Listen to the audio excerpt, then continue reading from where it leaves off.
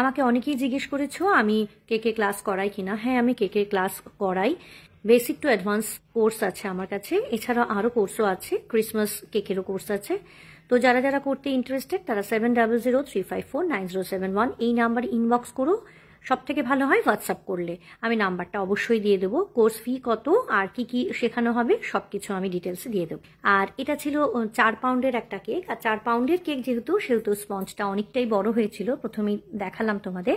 আর কেকটা ছিল chocolate cake, তো স্পঞ্জটা যথারীতি চকলেটেরই ছিল। আর ভেতরে যেরকম লেয়ারিং করি আমি, সমস্ত লেয়ারে চোকো চিপস আর চকলেট গানাশ দিয়ে কভার করে কেকটা ক্রাম কোটিং করে আমি ফ্রিজে কিছুক্ষণ দিয়েছিলাম সেট করতে। এটা 3 লেয়ারই হয়েছিল।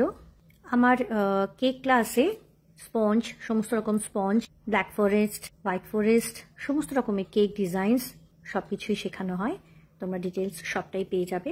এই যে আমার ক্রাম কোটিং হয়ে গেল, এবার এটা ফ্রিজে রেখে দিয়েছিলাম কিছুক্ষণ সেটিংয়ের জন্য। তারপর আমি এটা যেহেতু সাদা করব তাই এটা ক্রিমে কোনো রকম কালার না ইউজ করে হোয়াইট ক্রিম দিয়ে পুরোটা কভার করে নিয়েছি।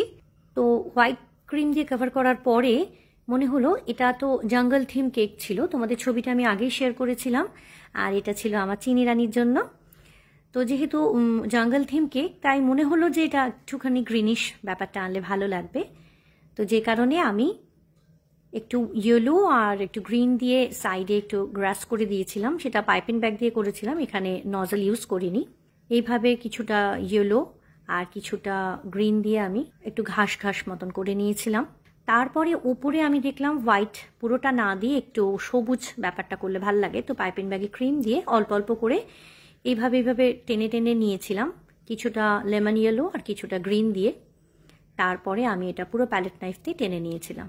তো তারপরেই তোমরা দেখতে পাচ্ছ একটা খুব সুন্দর ফিনিশিং এসছিল, বেশ গ্রিন গ্রিন এসছিল।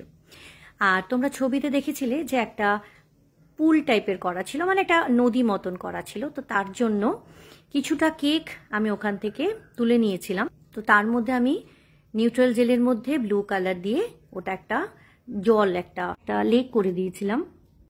আর সাইডে যে দেখছো স্টোনের মতন ওটা ছিল black choco, white choco chips, আর ছিল বাটারস্কচ ক্রাঞ্চ দিয়ে আমি সাইডটা কভার করেছিলাম স্টোনের মতন।